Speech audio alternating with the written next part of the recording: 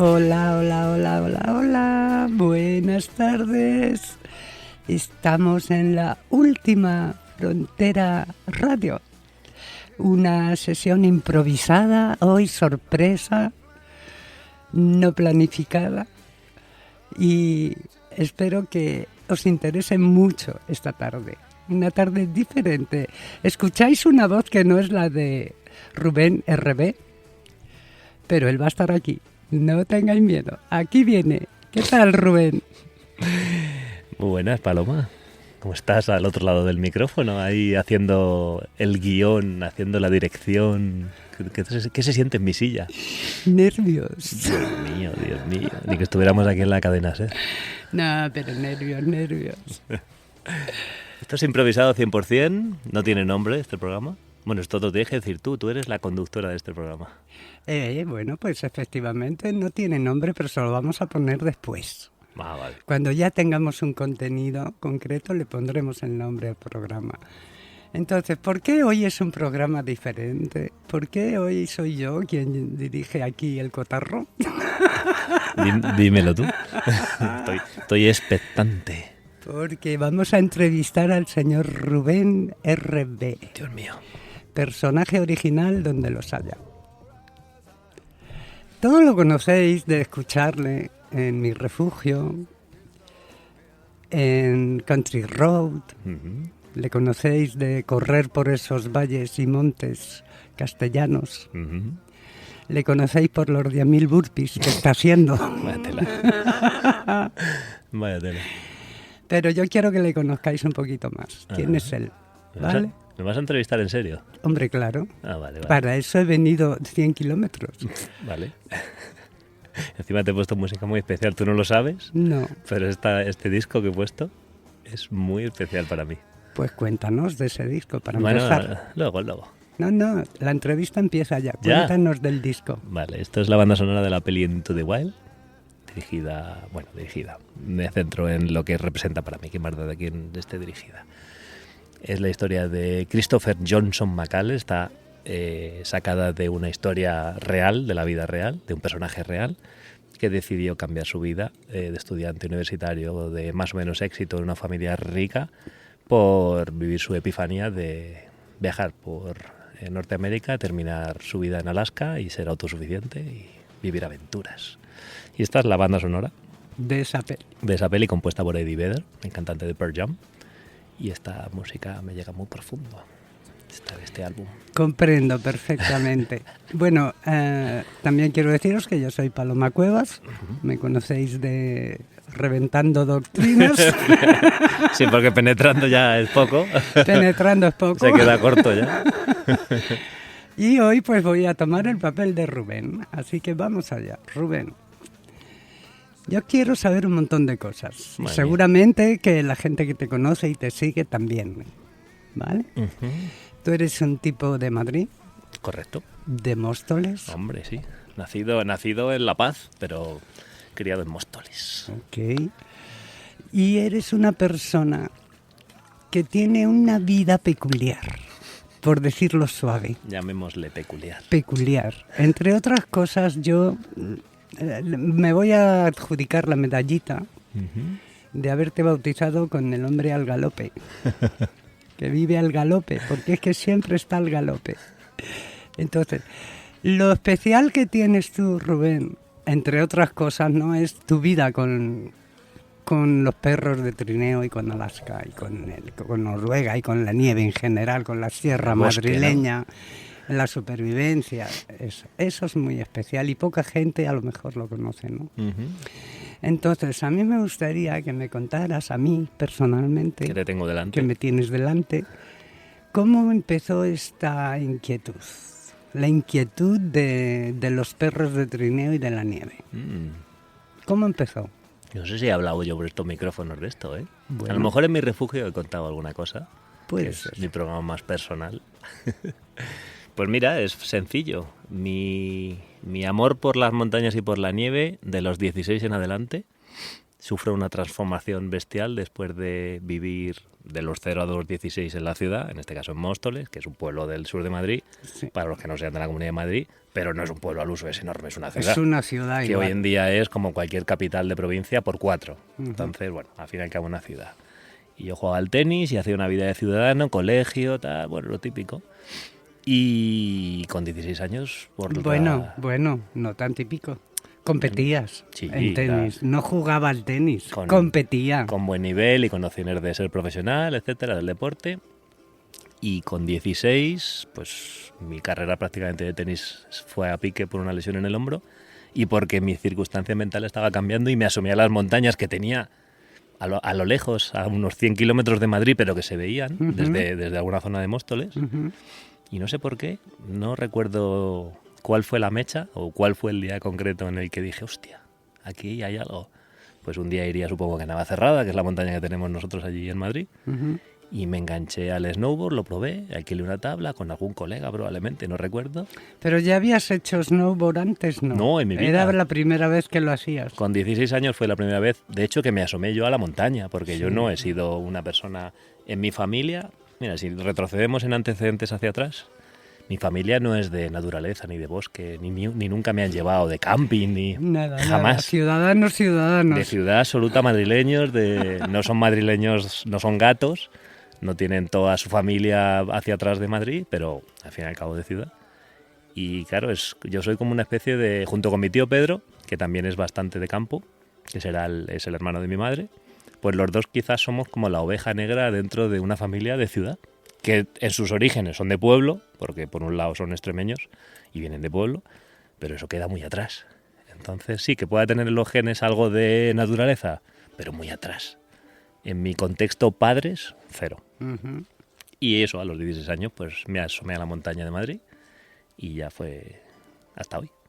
El amor a primera vista, ¿no? Sí, sí, y cambió toda mi vida. Totalmente. El tenis, que era mi vida, y a lo mejor mi futuro, incluso, profesional, Sí.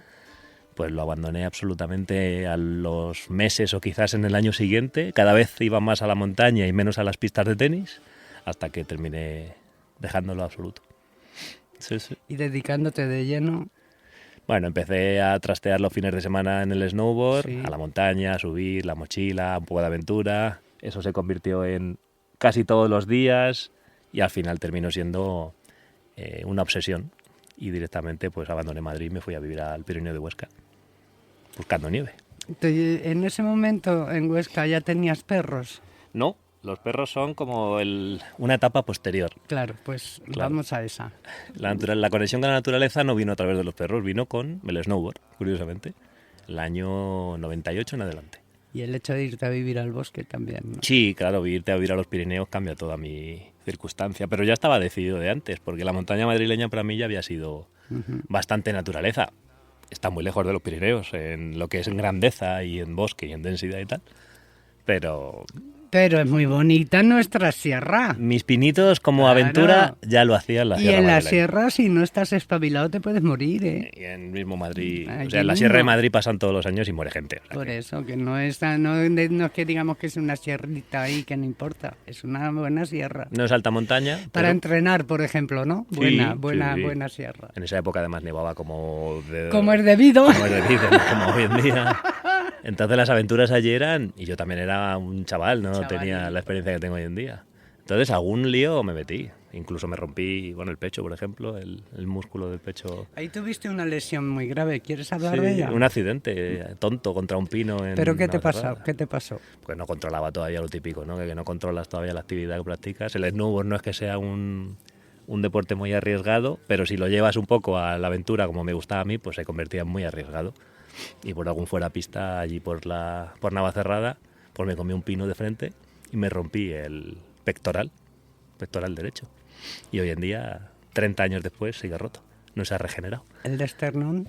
Sí, me rompí el esternón en ese golpe y como consecuencia del impacto, pues me rompí el pectoral. El Y bueno, estuve esternón. meses jodido, me imagino, ni me acuerdo. Y esa lesión, esa junto con las costillas, que me rompí 3 costillas en Andorra, todo lo que tiene que ver con la lesión del torácico, heavy, ¿eh? Porque al respirar ya te duele. Claro, y no puedes hacer nada, o sea, nada, ni reír, ni nada, no moverte, es horrible. Sí. Entonces, bueno, ahí ya abandonas el snowboard Bueno, pero eso ya más adelante. cuando ya te curas de toda tu lesión. No, estuve un montón de años haciendo snowboard y viviendo mi vida para el snowboard, buscando nieve y trabajando alrededor del snowboard. Y mi vida era eso. Buscaba sitios para vivir que tuvieran nieve para poder hacer snowboard 130 días al año o 115 días al año. Temporada, que se llama ese tipo de vida. Hacía temporada entera y surfeaba en nieve todos los días de mi vida. Todos los días del invierno, claro. Y luego trabajaba en mierdas. En un supermercado aquí, de reponedor, en una gasolinera allí, en otro pueblo. Pues eso, me mantenía... Sobrevivir. Sí, para hacer snowboard. Así hasta el 2006. Claro, cuando se tienen 17 años se puede hacer eso. Sí, fíjate, pero lo hice hasta los 23. O sea, se alargó unos añitos la cosa. ¿Y cómo empieza la idea en tu cabeza, esa cabeza multipotencial que tienes? Porque el señor RB tiene también por ahí unos audios, unos podcasts, Sí. donde explica qué es la multipotencialidad cerebral. Aquí está en esta emisora de podcast también. Ajá, Se llama entonces. Politalentos el programa. Hace mucho que no lo hacemos Pablo y yo. Por cierto, Pablo, si nos estás escuchando, ¿qué coño estamos haciendo? ¿Por qué no lo hacemos? Eso. Entonces, ahí explicas muy bien lo que es la multipotencialidad, junto con Pablo, que Sí. también es multipotencial, y Efectivamente. contáis ahí vuestras... Experiencias, es una vuestras especie de cuaderno buenas- de campo. Vuestras buenas y malas, ¿no? Sí, cuaderno de campo, diario de bitácora total. Vale, pues en ese cerebrito multipotencial, ¿cuándo empieza a nacer la idea de los trineos y los perros y el tiro de los perros? ¿Cuándo empieza eso a germinar aquí dentro? Pero mira, es curioso porque había una carrera muy famosa, esto yo creo que la he contado alguna vez, una carrera muy famosa en los Pirineos se llamaba Pirena, y entre el 90 y el 2000, 90 o 2000 y pico, existió. Y era como la gran carrera de España de trineo de perros, y la echaban en la 2, en Televisión Española. Ah, o sea, lo promocionaban Sí, y apoyaban sí, era y todo, imagínate. mucha gente que no tiene nada que ver con el mundo de los perros de trineo conoce los perros de trineo por esa carrera, porque a nivel promoción metía mucho dinero en televisión y había un pequeño resumen de 6-7 minutos todos los días en la 2, todos los meses de febrero de 15 años. Entonces mucha gente de un ámbito que no tiene nada que ver llegó a conocer esa carrera.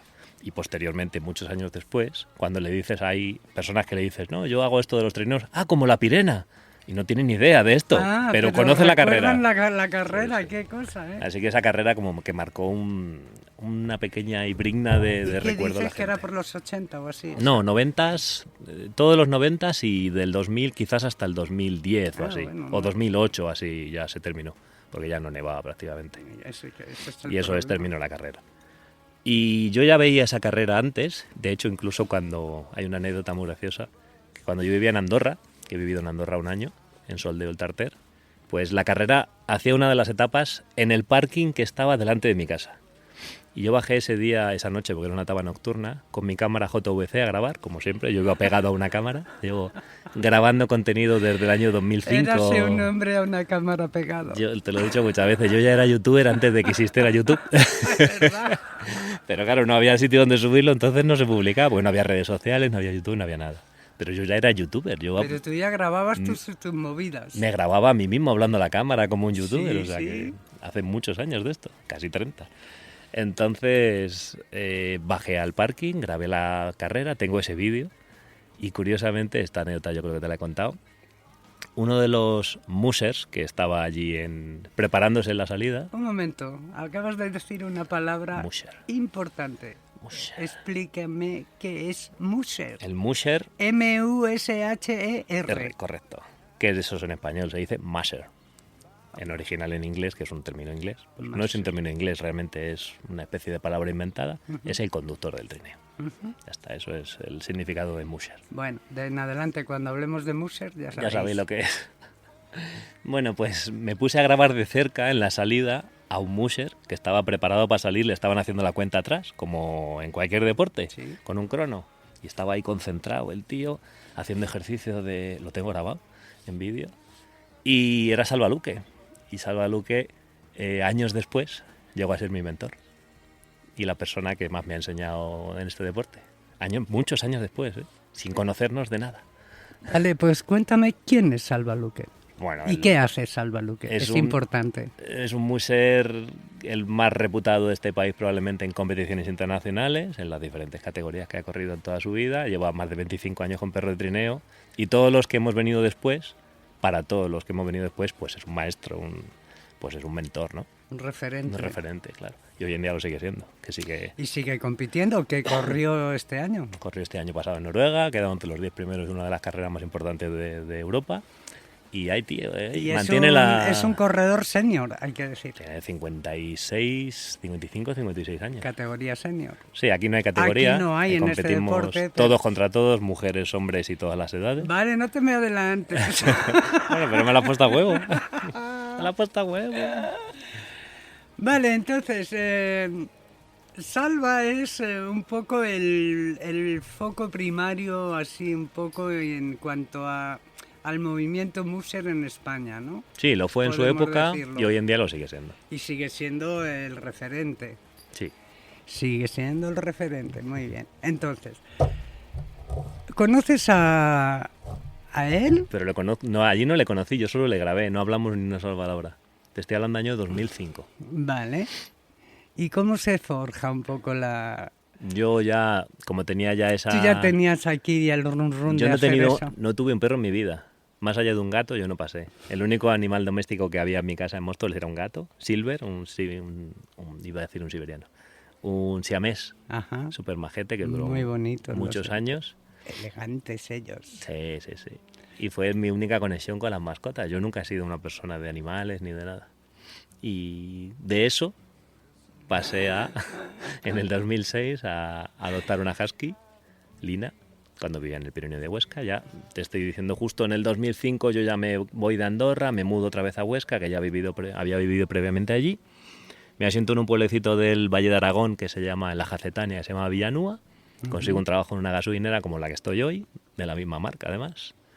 Y con el rol social en el pueblo exactamente que el que tengo hoy, estamos hablando de hace 20 años, justos, el gasolinero que conoce todo el mundo. Todo el mundo. El buen chaval de la gasolinera, el chaval que majete, siempre te echa una mano si puede. Que siempre tiene una sonrisa, que vas allí a hablar con él o a tomar una cerveza, que eso lo hacía mucha gente allí por la tarde, porque era un pueblo chiquitito, en esa época 300 habitantes, en un valle pirenaico que a las 5 de la tarde no había ni Cristo, ni bares abiertos. Nada, vamos. De los 2 bares que había en el pueblo estaban cerrados los 2. Y mucha gente venía, algunos hombres, casi todos, venían a la gasolinera a tomar cerveza, porque era el único sitio abierto a esa hora. Y allí conseguí muy buena relación y ese rol que tengo hoy en día aquí en Cerezo de Abajo es el mismo que interpreté 20 años atrás en otro sitio, en otra provincia. En Huesca. En otra comunidad autónoma. Sí, y allí pues la vida del Pirineo al final me llevó a adoptar una perrita. Una amiga que vivía en Jaca me dijo, oye, he mirado por internet, tienen una husky en adopción en Jaca, en La Perrera. ¿Te animas o qué? Y dije, ¿por qué no? A lo mejor es el momento. Recuerdo, no había tenido una mascota nunca canida en mi vida. Y me lancé. Y ahí empezó el virus. Ahí empezó tu enfermedad, ¿no? Sí, ahí empezó el principio y el fin de mi vida. Sobre todo económica. Económica y absorbedora. Y absorbedora de tiempo y no solo tiempo, de vida en general. De tiempo, de dinero, de esfuerzo, de compañía con ellos. Es que... todo, de bueno, de malo, de todo, sí. Todo. Bueno, es un principio muy chulo. Sí. Pero aún estamos lejos del musing. Sí, ahí ya ves, yo no hacía ni musing, yo no tenía ni idea. Sí. Y además el internet que teníamos en esa época ni se parecía a esto, no había redes sociales. Y la información estaba con cuentagotas. Oye, en pero internet. qué felicidad entonces, ¿no? Sin redes bueno, sociales. yo como no las tengo demonizadas, como yo las utilizo de una manera positiva, a mí siempre me ha parecido buen invento. Sí, y lo es. Claro. Pero también ata un poquito. Depende cómo las uses. Sí. Yo es que no tengo nada negativo que decir de las redes sociales. No, tú no tienes nada negativo de decir de nada. No, sí. Bueno, solo tienes que escuchar mi podcast en esta emisora que se llama Confesiones de Gasolinera. El último. Ahí sí que escucharás cosas negativas que digo del ser humano. En el último bastante. En el último y en todos los demás. O sea que no es cierta esa afirmación de que no tengo nada negativo que decir. En ese podcast sí que lo digo. En ese podcast sí. Bueno, entonces estamos en Huesca, ya tienes a tu primera perrita. 2006. 2006. Junio de 2006. Te estás dedicando a mover un poco el deporte. Estaba en esa época aprendiendo. Yo siempre he sido una persona deportista desde los 5 años que practico el tenis. Y siempre me ha gustado correr, montar en bici, nadar, un montón de cosas.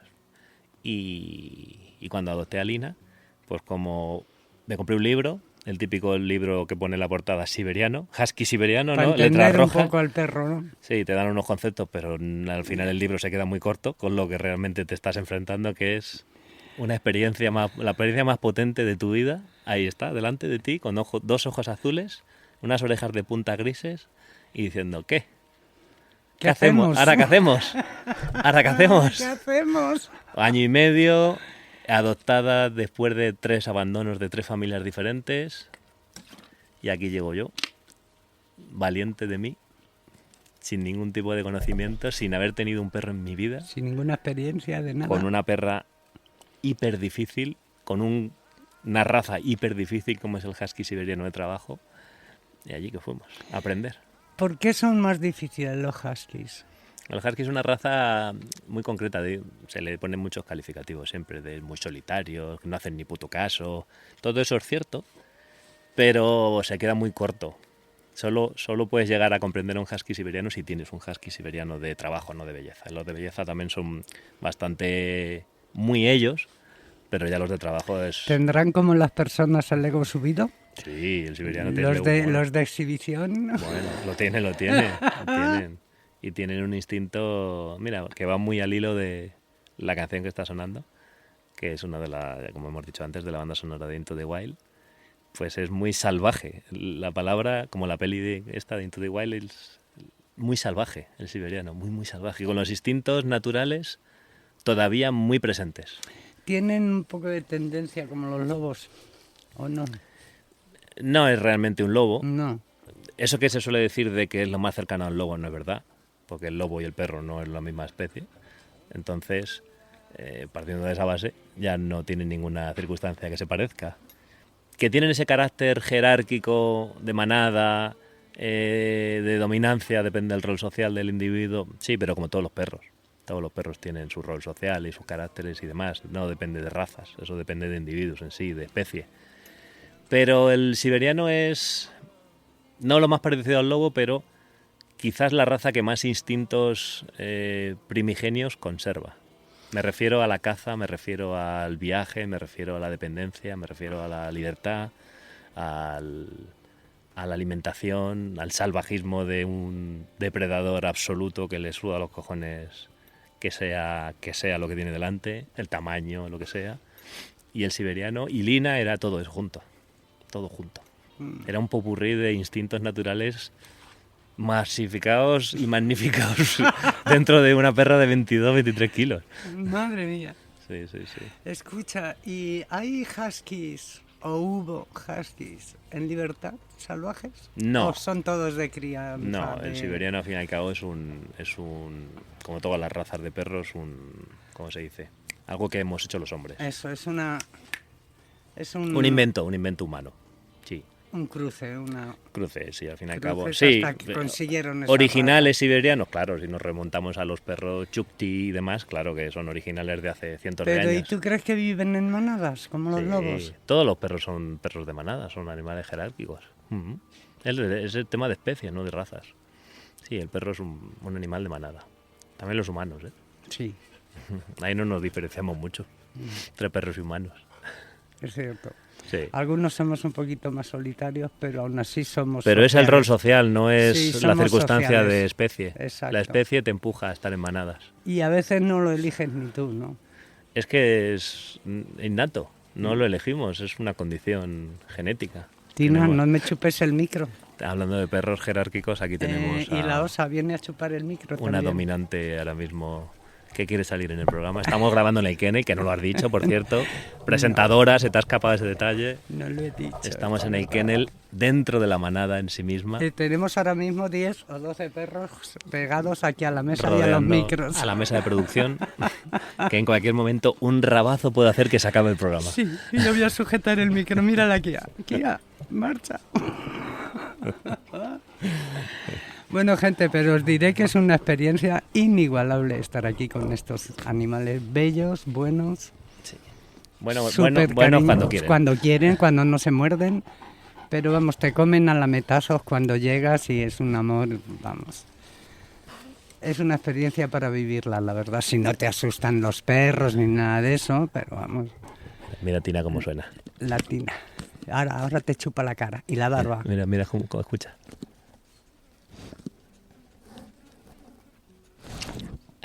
Cómo suena la metazo al micro. Hija, tira para allá, que estamos grabando. Es que la pobre Dina es una dinosauria. Una dinosauria. La dinosauria.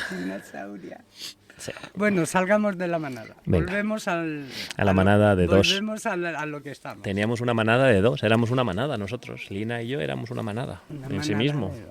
Sí. ¿Cuándo llegan el segundo y el tercero? Nada, al mes y medio.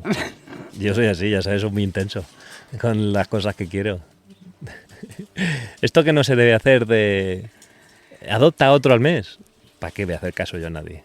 Mejor dos, ¿no? Claro. Además otro animal desestructurado, de perrera, abandonado, reabandonado, tal. El pobre jodido, con una inseguridad brutal, le habían pegado y tal, Oki, bestial. Y nada, a las 2 semanas otro más, para que fueran 3, porque 3 mejor que 1. Hombre, claro. Sí, y por esa regla de 3, de donde comen 3, comen 30, pues ¿Y llegaste al número? He llegado a tener mi Kennel 76. Escuché en uno 100. Sí, perros. Pero no era mi Kennel, era como una suma de varias circunstancias. Ok, entonces pero propios, eso. Ahora empiezas con tu manada de 3 y tú 4. Sí. ¿Y cómo llegas a ser instructor de esos perros, de tantos perros? Bueno, instructor realmente no sería, porque no hay una categoría, o sea, no hay una titulación oficial de esto, no hay una titulación de musher oficial. En Francia sí, en Francia hay una titulación que tú te puedes sacar, que emite el gobierno, y luego puedes trabajar de entrenador o guía, como quieras llamarlo. País? No, solo en Francia. Solo en Francia. Es una especie de categorización profesional francesa, como instructor de esquí, profesor de esquí, igual, pero allí en Francia. Pero en España no existe a nivel profesional nada que tenga que ver con esto. Entonces uno llega a tener experiencia estando y practicando. Entonces, y con el paso de los años. Entonces, tu primera manadita es la que te enseña a tratar con esa raza. Los perros te enseñan todo. Yo soy la persona que soy gracias a ellos. Por lo menos es de estos 19 años hacia aquí. De los 19 años hacia atrás, que no tenía perros, pues ya fue la mezcla de mis padres, mis amigos, mis experiencias, etc, etc, etc. Pero del 2006 en adelante, que fíjate, dentro de nada cumpliré 20 años como musher. Si se puede decir, es así como que... Eres un musher. Sí, no lo soy. De hecho, te quería preguntar, más que nada, para que lo sepan nuestros amigos que nos oyen, ¿cuántos mushers hay en España? Difícil, ¿eh? Difícil de saber. Pero aproximadamente. Musher que de verdad se dediquen, ¿eh? Pero ninguno nos dedicamos realmente. Profesionales no hay nadie. No existe eso en España.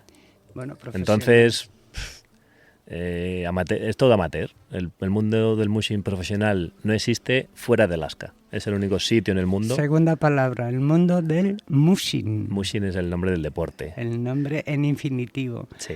Muy bien. Es ING, pero se dice mashing en inglés, pero lo españolizamos y le decimos mushing. Vale. Sí. Entonces tenemos un deporte que se llama mushing. Ajá. Y un deportista que se llama musher. Musher. Fíjate, no es difícil, ¿eh? Apuntamos las dos palabras. Vienen de la misma raíz las dos, que es una palabra francesa que se llama mush, o sea que es mush, que es como movimiento, ¿no? Etcétera. Pues viene de ahí. Mush es mosca. Ya, pero parece ser que en los conceptos inuits de Canadá, de tal, parece ser que mush era adelante, adelante, adelante. Ajá, y viene, parece ser del francés. Sí. De un francés diferente al que conocemos. De un francés quebaqués. Supongo, no lo sé. Du québécois. De du québécois. que es como decir, tú vas a evacuar, pero en francés. Pero se llama así, que evacuar. Pues que evacuar, sí, sí. Los gabachos de allí de la Canadá son quevaquienses. Vale, pues ya vamos sabiendo lo que es el mushing, lo que es un muser, lo que es un perro husky, lo que es un perro de tiro. Ahora quiero yo que sigamos un poquito más ver, por ¿hacia dónde ahí. Vamos a hablar de tu primera experiencia ya en Noruega, por ejemplo. Hostia, saltamos mucho. muchos años. Ah, no, pues a ver, por ejemplo, pero una experiencia así, una carrera larga en Pirineos. No he hecho nunca carreras, no has participado nunca he competido tú. porque no ha sido mi enfoque nunca. Uh-huh. He tenido opciones de correr siempre, Uh-huh. pero nunca he tenido la voluntad ni las ganas de participar en una carrera profesional. He hecho alguna carrerilla con bici porque cuando tenía un perro 2 y 3 yo practicaba con ellos con bici. Hay un deporte que se llama bike joring, que está dentro del mushing, Sí. pero no es mushing, es la bici con 1, 2, 3, 4 perros, los perros que quieras Eso poner es delante. donde yo escuché por primera vez hablar de ti, de tu nombre. Eso es lo más normal, porque La bici tirada por dos. la tres bici y perros. 2 perros, incluso perros que no son de trineo, también tiran. Sí. Cualquier perro un poco atlético tira. Y eso es lo más común que puedes ver en cualquier sitio, incluso en una ciudad, en un parque, en el Retiro, en Madrid, podrías ver en invierno probablemente a una persona con una bici y 2 perros delante. Ese deporte y el canicross, que es correr con tu perro delante, con la Sí. línea y el arnés, Sí, con una cinta y lo dejas ahí. eso es lo más común dentro del deporte de tiro de perros de trineo. Y luego el mushing, que podríamos decir que ya son equipos de más perros, de quizás 4 en adelante, que ya necesitas un vehículo en tierra de 4 ruedas al menos, y luego en nieve un trineo, pues eso es como conocemos mushing de toda la vida, como el de las pelis de Balto, etcétera, que al final es algo que hoy es un deporte, pero en la época en la que se creó era un medio de transporte. Era el único medio de transporte En la unas nieve. condiciones invernales, el único medio de transporte. Luego, con el paso de los años, se transformó en un deporte, claro. Vale, pues ahora háblanos de ese deporte. En España tiene bastantes años. No te sabría decir el inicio de este deporte porque no está claro, pero años 70 finales quizás, fácil.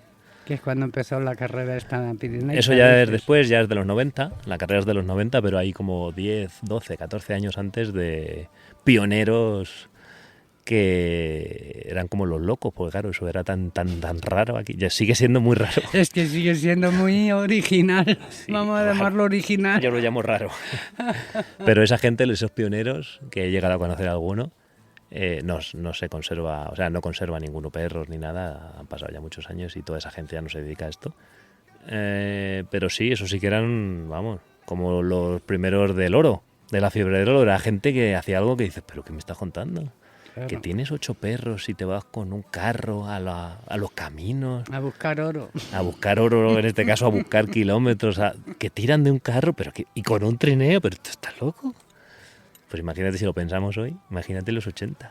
Claro. No, qué locura. Tremendo, ¿eh? Claro, en Estados Unidos, en Alaska ya se hacía desde muchos años atrás, en Escandinavia también, pero en España, claro, era algo que no... Vale, eran ¿y 4. en qué países, cuáles son los países estrella del mushing? Busca nieve, busca dónde estarán esos países. Todo el norte del mundo. Escandinavia en general, Suecia, Noruega, Finlandia, y saltando al otro continente, pues Estados Unidos, toda la parte norte, de la mitad de Estados Unidos hacia arriba y junto con Canadá. Son los países. En Groenlandia, por supuesto, están los perros groenlandeses y los trineos, esos grandes, gigantes que todos hemos visto en documentales de las dos, seguramente, que transportan a un inuit y 1000 kilos de comida. y 1000 kilos de comida y que van a cazar focas. Ya quedan poquitos que lo utilizan como medio de transporte, pero todavía alguno hay. Ahora ya es más deporte también.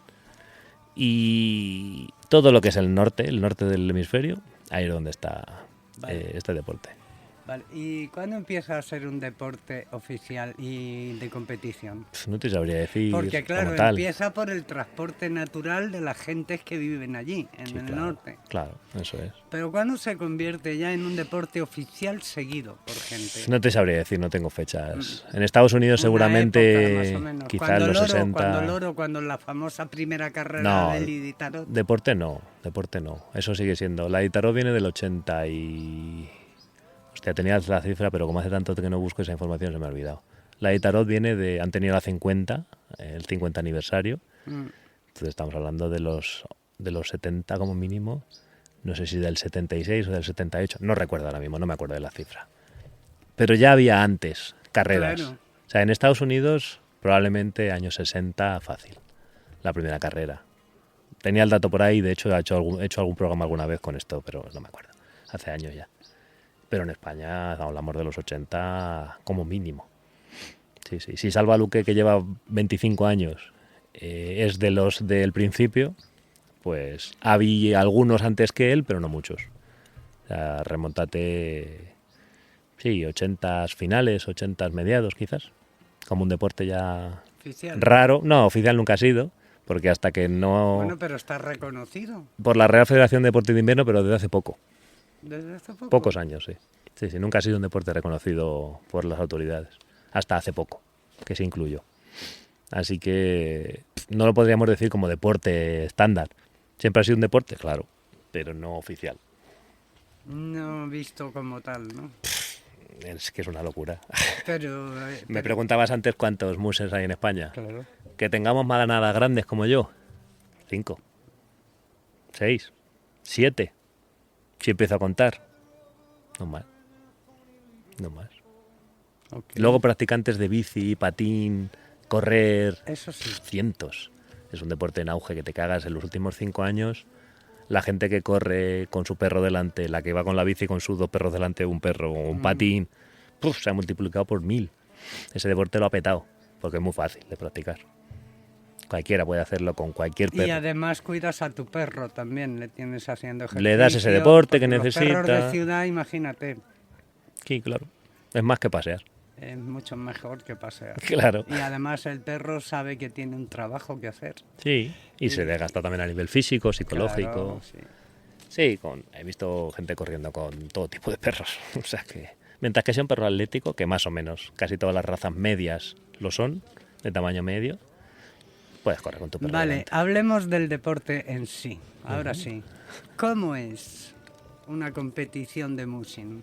Necesito lenguaje, aclaraciones, etapas. Esto es un estudio sociológico que me está haciendo Paloma para ella misma. ¿eh? Sí, que sepáis que lo estoy haciendo egoístamente. Lo estamos publicando aquí, pero que sepáis que esto lo hace para ella. Sí, cierto. Por motivos personales. Que no voy- vienen al caso. Que no puedo publicar aún, Que no vienen al caso. pero ya publicaré en su día. Sí, bueno, pues es que aquí, claro, entramos en muchos datos que quizás son confusos. El mushing como tal nace como un medio de transporte de grandes distancias originalmente. La fiebre del oro, etcétera. Acuérdate la historia de Balto en Disney, Sí. pues bueno, en 1907, el tema este de la difteria en Alaska, de Nome a Anchorage, de Anchorage a Nome, perdón. Bueno, pues todo lo que hemos visto de la historia de Balto. Togo y todos esos, que todos los hemos visto. Entonces viene de algo que era, con mis perros atravieso el Ártico para llegar de un punto A a un punto B con el objetivo de X. Pero eso, cuando llegó a ser un deporte de verdad, empezó a ramificarse en diferentes categorías. Porque claro, a no todo el mundo le gustaba hacer miles o cientos de kilómetros con los perros. ¿A cuánto bajo cero? Claro, a 30, 40 bajo cero. Los pioneros del 1907 ¿De día y de noche o lo solo de hacían día? por supervivencia y porque no había otra opción. Pero en el 1990 ya hay muchas más opciones como motos de nieve o no hacerlo. O no hacer. Que Claro, también vale. Claro, claro. Entonces, cuando ya se convierte en un deporte, empiezan a salir ramificaciones de, bueno, pues a mí me gusta el sprint y lo que me gusta es ir con los perros a toda hostia y deprisa y hacer Una media distancia hora, tal y ya 10 está. minutos, 15 minutos, que eso sería la categoría sprint. Luego está la gente que le gusta hacer un poquito más, ya es la categoría de media distancia, que ya son distancias para recorrer con el trineo de 20, 30, 40 kilómetros. Y luego estamos los flipaos, que seguimos manteniendo el espíritu de aventura del inicio de transporte, que ya son etapas o carreras del tirón non-stop de 100, 200, 300 hasta 1600, que es la Hasta Itarot. 1600, que es la Itarot. Sí. Entonces, dependiendo de lo que te guste, puedes hacer una cosa u otra, o varias. Muy bien. Sí. Entonces, estamos en una carrera larga, ¿vale? Que es lo que a mí me gusta y lo que a mí me ha gustado siempre. Vale. ¿cómo sería o sea, ¿cómo lo digo? Una palabra, a ver, necesito una palabra. ¿Cómo sería el lore Sí. de la carrera? Ponle el lore de la carrera. Eso es. ¿Dónde quieres? ¿En Europa o en Alaska? En el norte Da me da igual. Vale, en Europa. Por ejemplo, una carrera de larga distancia. Vamos a dar un lore. Las carreras de larga distancia son en formato non-stop. ¿Qué significa eso? Se sale de un punto A y se llega a un punto B con paradas intermedias que se llaman checkpoints, en la que... Checkpoints. Checkpoint es otra palabra. Paradas intermedias, una palabra de apuntar. ¿Cada cuánto tiempo o kilómetros hay un checkpoint? Depende de la carrera, del sitio, etcétera, y de la circunstancia. Pero Más 60, o 70, menos. 80 sería algo medio normal. Cada 60, 70, 80 kilómetros habría un checkpoint. ¿Y qué ocurre en el checkpoint cuando se llega al checkpoint? Dependiendo también de la situación de la carrera y demás, del número de checkpoint que sea, pero en términos generales es un sitio en el que tienes material para que te ha llevado o la organización o tu voluntario para poder suministrarle comida a los animales, ropa si la necesitas, etcétera, material en general, y en la que los perros pueden descansar en fardos de paja, que tú los desmenuzas así con las manos y los pones en montones de 2 en 2 como están ellos, y ellos ahí pueden dormir y descansar X horas. Ujú. Algunos checkpoints marcan las horas de la organización y otros los marcas tú, dependiendo del checkpoint en el que sea. Es el sitio de descanso, es como una parada de descanso, en la que descansan los perros, tú no, porque tú estás trabajando y haciendo las cosas para que ellos descansen. Entonces tú ahí no descansas, ahí ni en ningún sitio. ¿Escucháis? Solo descansan los perros. Aquí solo descansan. En el mushing de larga El distancia, mushing está de pie 24 horas. 24/7, lo que dure la carrera. Los días que dure la carrera. Correcto. Muy bien. Durante el descanso de esos perritos en el checkpoint, también tienen una atención veterinaria, ¿verdad? Sí, claro, la Una organización. súper buena atención veterinaria, La porque hay mejor, mucha la mejor. confusión con que los perros están explotados y qué tal. Pero yo he visto en documentales que tú me has enseñado Sí. cómo los cuidan. Sí, hombre, hoy en día los checkpoints, bueno, las carreras en sí están hipercontroladas y la labor veterinaria es importantísima. Sin ellos no podría hacerse una carrera hoy en día y está todo controlado. No hay... ¿Que pueden pasar cosas y desgracias? Claro, somos todos animales en general, los humanos y los perros. Y suceden a veces desgracias. Pero lo más normal es que esté todo controlado y bajo control por los veterinarios, claro. Y tienen una autoridad especial ellos, ¿verdad? Sí, pueden determinar incluso que el equipo no sale o que el equipo Sí, abandona o que te eliminan un perro de la carrera. Y ya no puede Y volver ya no puede hasta volver que a ellos correr. digan... No, y ni siquiera ni puede volver siquiera. a correr en esa carrera porque tiene una cojera, por ejemplo, o una inflamación en la muñeca o en un carpo o en Un un hombro. tendón o cualquier cosa, ¿no? Pues la labor del veterinario es velar por la salud y seguridad de los perros. Y esto nos lleva a que... ¿Qué lesiones pueden tener los perros? Suelen tener. Casi siempre musculares o articulares, como cualquier atleta humano. No graves. No, por lo general no. El porcentaje del 99%, 99,9% son lesiones articulares o musculares. Que se recuperan en unos días. Incluso a veces en horas, con pomada o tratamiento. O sea que no son lesiones graves, pero la acumulación de los kilómetros como un corredor humano Ujú. que avanza X kilómetros en X tiempo y va acumulando fatiga, va acumulando dolor muscular, va acumulando, pues eso, la misma película. Ujú. Lo único, claro, estamos hablando de los perros de trineo. En esas carreras ya Con estamos una hablando resistencia tremenda, de ¿no? los mejores ejemplares de este tipo de eventos. ¿Qué suele pesar un perro de tiro? De trineo De ese tipo de- estándar del norte. De ese tipo de carreras así de larga distancia, entre 22 kilos y 26, como Pues mucho. como estos. Sí, yo mis perros son más o menos... Como estos. Estos dan la talla. Quitando Tina, que no es un perro, tiene que pesar 70. Vale, vamos avanzando. Sí, Vamos sí, avanzando. estás curiosa, ¿eh? Estás muy Estás, curiosa. estás conociendo un poco el mushing más de lo que ya conocías. ¿eh? Pero es que necesito información. Levi, ¿te ayudo? Que como siempre pues tenemos a los perritos haciendo agujeros mientras que hablamos a los micrófonos. Maravilloso. Más cositas, presentadora. Más cositas, Musin. Musher. Musher. Musher. Vale, entonces ¿Qué más inquietudes tienes? A ver. los checkpoints. Ujú. Al Musher nadie lo cuida, ¿no? Durante la carrera. Correcto. Nadie se preocupa de eso. Su handler, otra palabra, handler, Palabra a anotar. es el ayudante del musher. ¿Cómo se dice? Handler. Handler. H-A-N-D. Mano derecha, ¿no? Correcto, sí. O algo así. Justo. Ayudante. Ayudante. Piensa en ayudante. Vale, Handler. pero él no corre. No. Él va de etapa en etapa. Él va de checkpoint en checkpoint con la furgoneta, el picabo, lo que cojones lleves de intendencia, Sí, de vehículo. Una caravana, lo que sea. Lo que te dé la gana.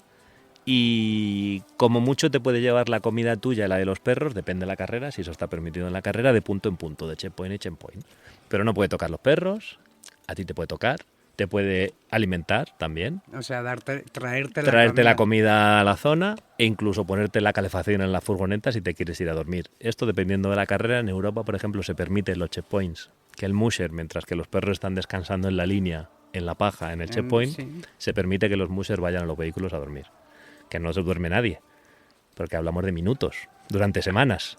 Pero sí que está permitido. Eso en Alaska no sucede. En Alaska te quedas ahí con tus perros en la paja. Y como mucho, si el pueblo tiene algún edificio gubernamental, como mucho te dejarán entrar dentro. A lavar la ropa, si es la lavandería del pueblo, que esto sucede en los pueblos del norte, que tienen una especie de sitio común que tiene lavandería, y ahí puedes lavar la ropa y echarte al suelo y tumbarte un poco. Eso sería lo máximo. Escucha, ¿y cuántos días suele durar una carrera? Las más cortitas del formato larga distancia, 200 kilómetros, que los haces en 40 horas. Ni siquiera, un día y medio casi. Y las más largas, pues 8 días, que es la de Itarot. Esos son los que ganan, los que van a acabar 14. 14 días corriendo con tus perros en el Ártico. 14 días corriendo a 50 bajo cero, a 30... No, o 10, da igual eso. 30, depende del 10, clima de ese bueno, momento. En febrero siempre, entre febrero y marzo son todas las carreras del mundo. Condiciones frías casi siempre. Y supervivencia, si es que Y cero descanso. Es que Cero. ese es el tema para Absoluto. el musher. Los perritos sí tienen sus cuidados, pero el musher tira de su fuerza y de su concentración mental, ¿no? Lo normal que, por ejemplo, la Itarot, que es la carrera más dura de, bueno, por lo menos la más larga del planeta, la más famosa, si el que gana, gana en 8 días, la estadística dice que ha dormido en 8 días 6 horas. En 8 días. ¿Cómo lo ves? Muy mal. Pero claro. A ver, lo veo, me parece súper grandioso hacer eso, ¿no?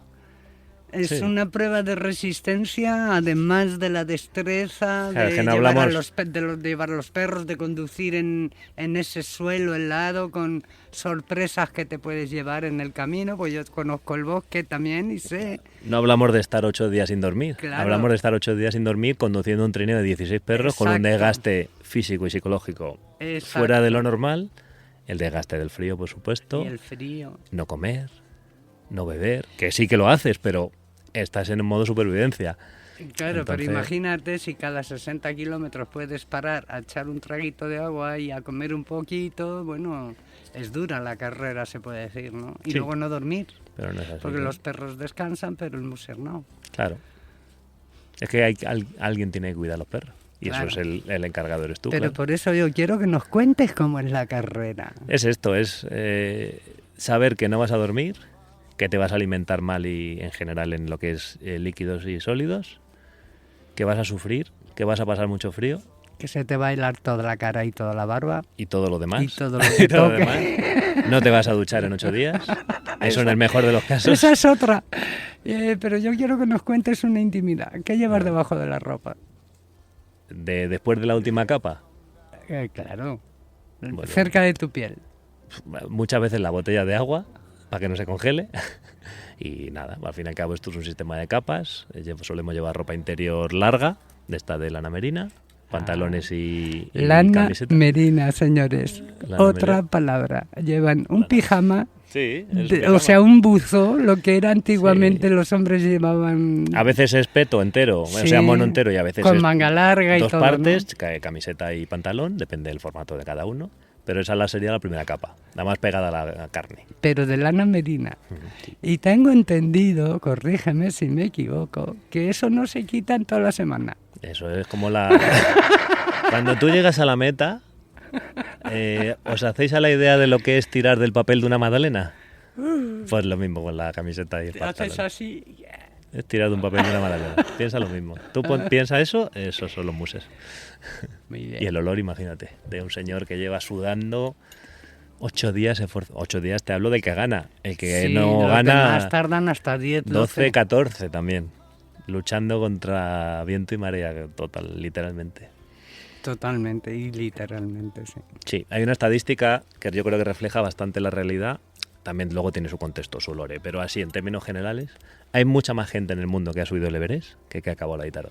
Bueno, creo que el Everest ya lo van a cerrar y a No prohibir me extraña. subir porque es que hay Es el Corte caravanas. Inglés. Hay caravanas, como la muralla china. Igual. Hay que pedir cita para ir a la muralla china porque está petada Lógico. todo el año. Así somos los humanos.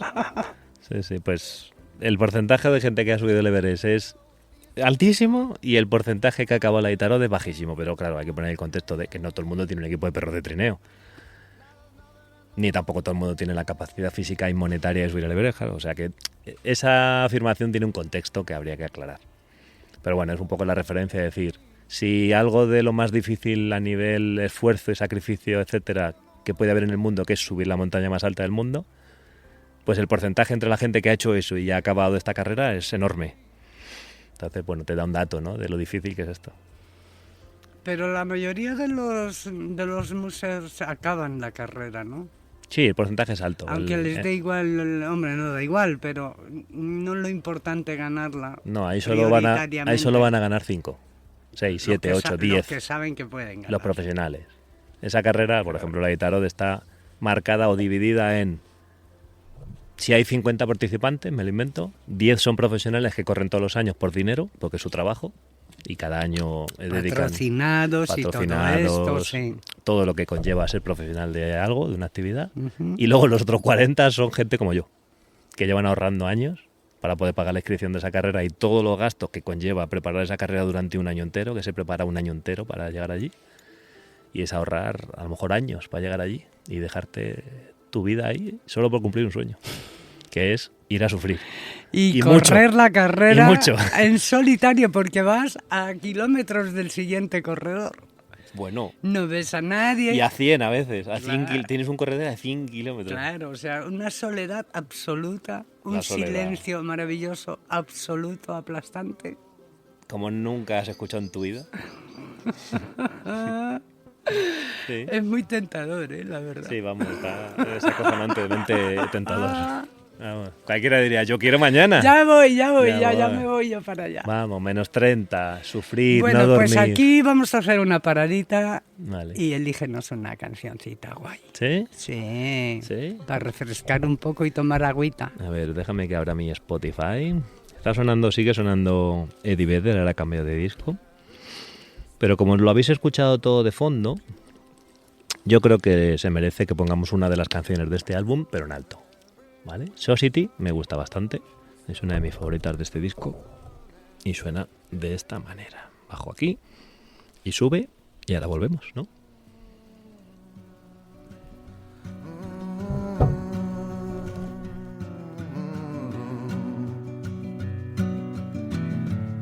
It's a mystery to me. We have agreed with which we have agreed. Think you have to want more than you need. Until you have it all, you won't be free. Society, you're a crazy breed. I hope you're not lonely without me.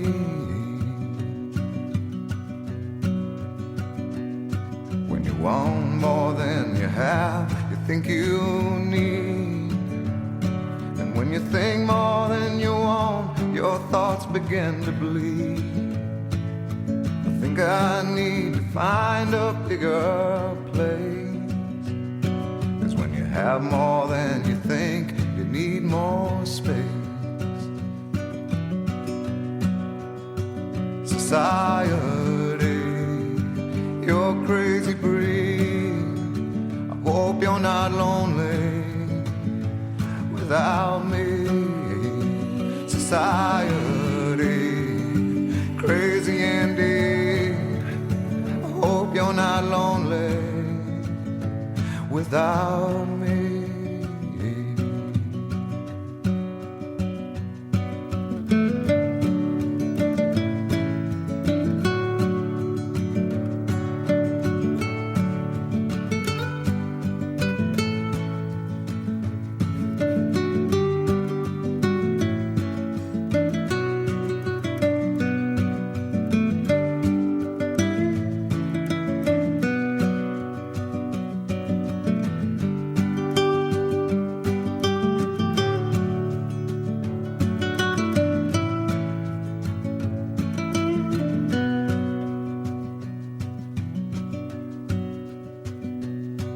There's those thinking more, less is more.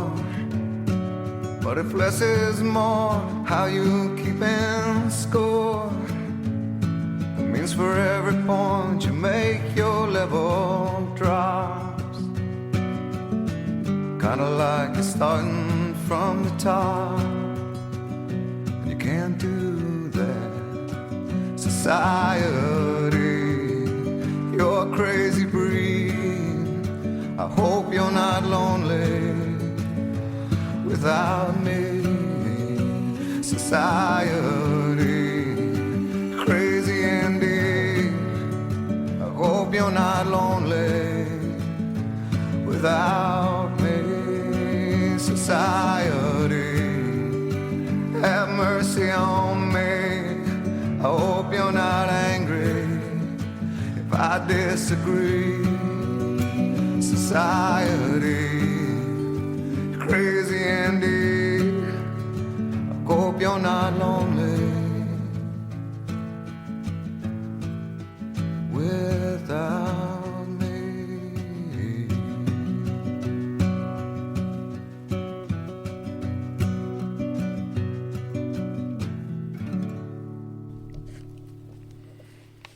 Pues hasta aquí, Society. ¿Qué os ha parecido? Pues una belleza de canción, tranquila, Sí. muy de cantina de pueblo nórdico. Sí, o Alaska, ¿no? O Dinamarca, o... El norte. Sí. Norte, nieve y frío. A las Incluso el afueras. norte de Francia sirve. También cuadraría. También hay mucha afición al country. Sí, oye, yo he pasado buenos momentos incluso en el centro, en los Alpes, en Francia, he pasado buenos momentos con los perros, ¿eh? O sea, que no hace falta irse al norte del planeta. Claro. Es el sitio porque es donde está la nieve de verdad y la nieve perpetua durante el invierno, pero... Ahí vamos a entrar ahora. Ah, vale, Esa vale. es la última parte de la entrevista. Venga, yo te dejo, yo me callo. Explícanos un poco cuáles son las condiciones ideales para la carrera, Ujú. climáticas, de nieve, de hielo, de... Teniendo en ¿Cuáles cuenta son que las condiciones ideales para los animales y para el músico? tenemos a unos perros que genéticamente nacieron del frío, ¿vale? Por lo que una de las condiciones que tiene que haber es frío. La nieve o no nieve, realmente en España practicamos el mushing sin nieve, En secano. con ruedas. Se llama dryland. Dryland. Sí, que es seco, Bien. en tierra seca. Otra palabrita a recordar. Dryland. La traducción literal sería tierra seca, ¿no? Sí. Que es el mushing que se practica en Europa del sur, del centro y del sur, el Sin dryland. nieve. ¿Que se hacen campeonatos de Europa y del mundo de sprint, por ejemplo, en los Alpes? Sí, pero se suspenden algunos años porque no hay nieve. Entonces, hoy en día ya, por determinar un poco zonas de Alemania hacia abajo y de el centro de Norteamérica, hay gente por la puerta y están los perros ladrando. Del centro de Norteamérica hacia abajo, todo lo que sería todo ese paralelo hacia abajo ya es con ruedas y con bici, no hay nieve. Sin nieve. Sin nieve. Muy bien. Y de ahí para arriba, pues hacen carreras con trineos. Bueno, esta es la típica interrupción de grabar en el kennel. De la- alguien Esta es viene la a la guapa, puerta. la preciosa interrupción natural de que aquí los protagonistas son ellos, Siempre. ¿eh? Aquí los protas son ellos. Vale, y nosotros, entre medias, Hacemos algo. hacemos lo que podemos, pero no, aquí mandan ellos. Chicas, gemelas, me están chupando todas. Siempre, pero siempre. bueno. Son muy de chupar. Vale, vamos a seguir. Bueno, Rubén, ¿vale? la nieve al fin y al cabo. La Son nieve. circunstancias, o sea, condiciones para que se desarrolle la buena actividad del mushing bien. Frío, por supuesto, y de igualdad, tierra o nieve, se puede hacer de las dos maneras. Y si nos vamos a las carreras, obviamente, pues las carreras son en nieve solo. Que hemos intentado en el sur de Europa hacer carreras en tierra. Sí, yo de hecho he participado y he formado parte de la organización de alguna, e incluso he organizado aquí en la Sierra de Guadarrama una, en concreto, hace unos años ya.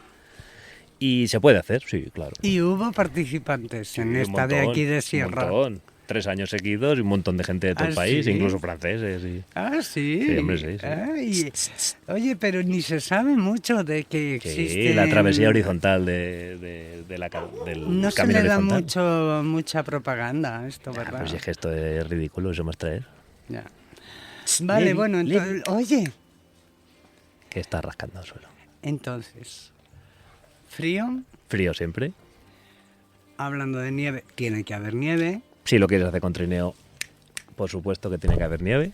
Sí, porque estamos hablando de las carreras del norte. Sí, Que el son origen, las potentes. el origen de este deporte. Claro, Vamos a irnos al origen. Pues claro. sí, es en nieve, claro. De hecho, yo estaba en Noruega, no en Alaska, pero sí en Noruega y en Escandinavia en general. Y a los del sur nos ven como retrasados mentales, porque ¿qué hacéis con quads o con bici? Pues mira, me diciendo, ¿pero qué hacéis? Esa gente no sabe lo que es las ruedas. Entrenan en ruedas 1 mes y medio al año. Nosotros 9. Claro. O sea que, claro, ellos nos miran a nosotros como diciendo, esta gente hace cosas raras. Estos quieren y no pueden. Sí, de hecho, si nos pusiéramos exquisitos, el mushing no debería existir en España, Sin ni en nieve. Francia, ni en Alemania, ni en Holanda, ni todo lo que es de Escandinavia para abajo, ni en México, ni... Yo tengo seguidores que hace años que me siguen en las cosas que creo con Power Dogs, que es mi productora, así decirlo, de perros de trineo, de contenido de perros de trineo, y tengo seguidores de toda Latinoamérica, de sitios tropicales, Y también hacen de mushing Colombia, allí. de Y Ecuador. también hay musers Sí, allí. bueno, en este caso de bici, casi todos son de bici y de canicross. Bueno. Pero a mí me han escrito personas de eso, de Ecuador, de México, de ¿Y Brasil. que te preguntan cosas? Sí, hace muchos años, claro, sí. Como soy una especie de persona mediática dentro de ese mundo, a nivel Claro, mundial, eres un referente tú también. no sé si referente, por lo menos mediático. Quizá no tan demostrado Es y más mediático. certificado como Salva, No, para nada, ni mucho menos. pero tú eres una referencia. A ti te conoce todo el mundo. Mediáticamente en este mundo. sí, porque yo soy el que hace los podcasts, soy el que hace los vídeos, soy el que pone la Itarot en su canal en YouTube. Al fin y al cabo saben que soy yo, pero a nivel mediático, más que otra cosa. Vale, entonces estamos con que necesitamos nieve frío. Sí. ¿La nieve cómo es mejor para correr? Luego hay muchos tipos. Cuanto más seca, mejor para las plantas de los perros, por ejemplo, y eso quiere decir que hace más frío. Cuanto más cercana al cero la nieve se transforma en humedad, más cálida primavera, que llamamos en el argot, y empieza a ser mucho más agresiva para las patas de los perros, más cristalizada, mucho más húmeda, mucho más pegajosa. Entonces las condiciones ideales para la práctica del mushing, entre menos 10 y menos 20, es una temperatura muy óptima para su sistema cardiorrespiratorio y su sistema de evacuación de calor De líquidos. en general. No de líquidos, sino de calor. Lo que para nosotros es sudar a través de la piel, ellos lo hacen a través de las patas y de la lengua, la boca en general. Entonces, cuanto menor es la temperatura, mejor es su efecto de sudoración. Entonces, si hace mucho frío, ellos trabajan mejor.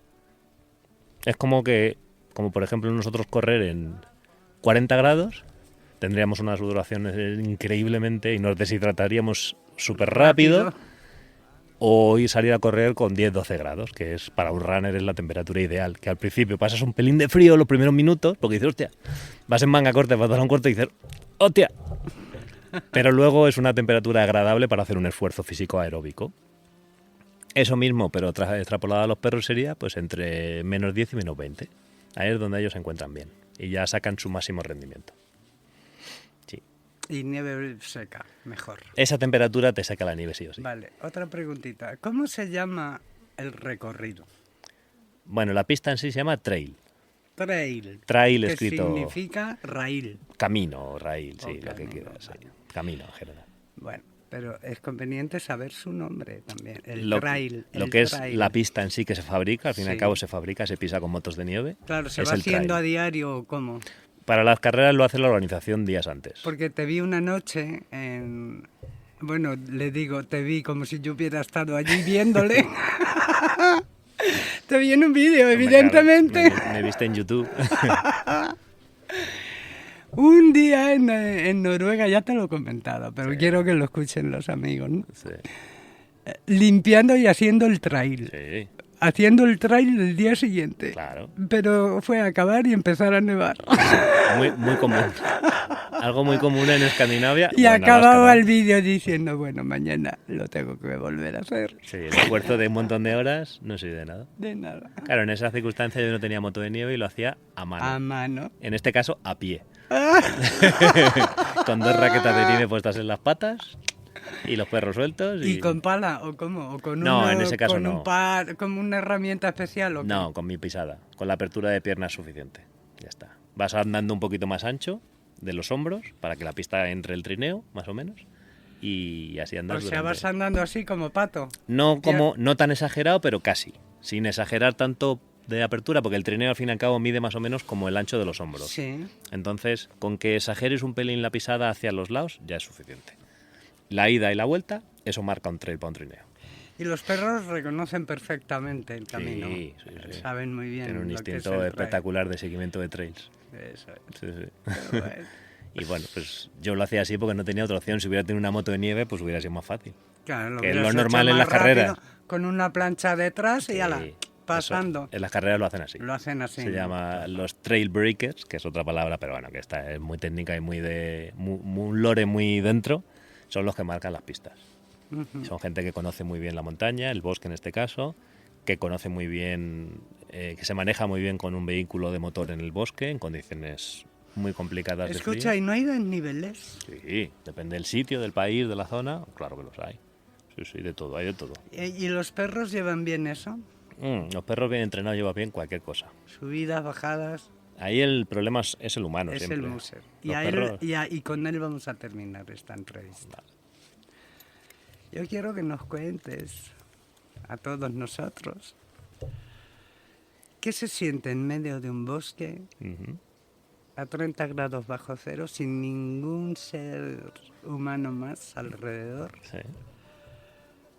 sabiendo que solo dependes de ti. Es una pregunta cajonuda, ¿eh?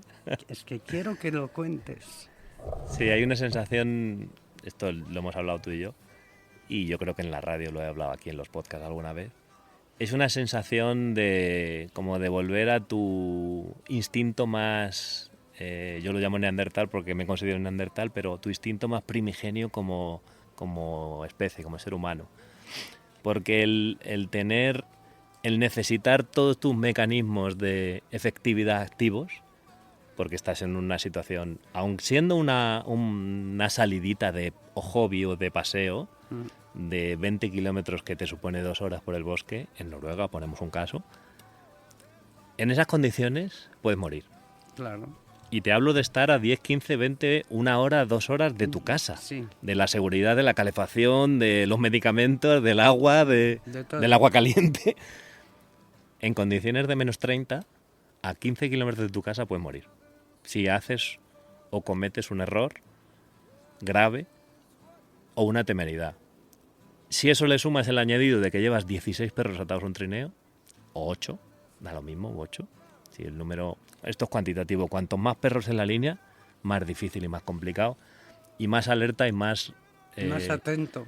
y más requiere de ti. Ujú. Cuantitativo absolutamente. Salir con 2 perros al bosque, Hasta yo lo podría ni tan ser. mal.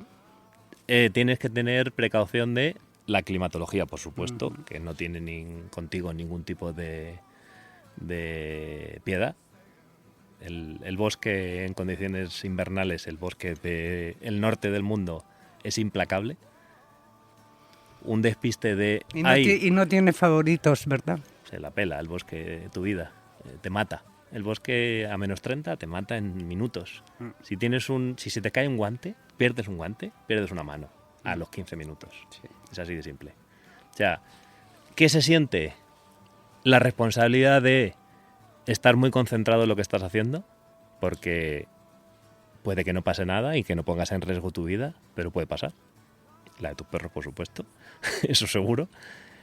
Entonces, es una mezcla de concentración, pero a la vez disfrute, porque a los que nos gusta de verdad, liberamos ahí una cantidad de sustancias hormonales que eso te provoca una felicidad bestial, pero estás en una situación peligrosa y complicada. Es como el escalador que se va a escalar un 8C complicadísimo a un sitio recóndito que no va nadie y que pone en peligro su vida, sí, pero haciendo algo que le flipa y que le genera un montón de hormonas positivas en este caso, pero al fin y al cabo se está poniendo en peligro.